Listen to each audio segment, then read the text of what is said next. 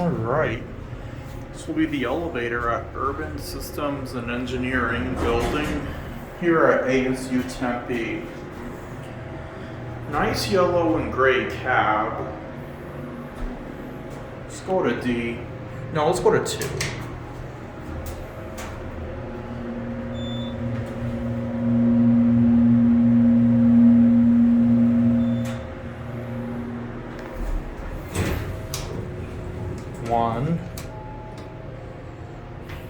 We'll get off at D. I think it takes you directly outside, but I'm not sure.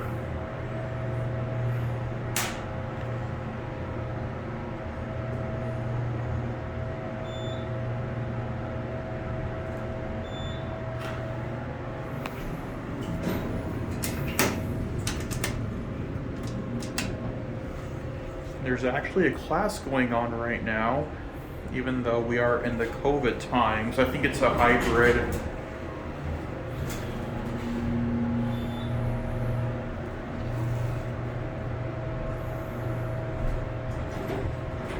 Yep, like I figured, it takes you right outside. There it goes, and that's it.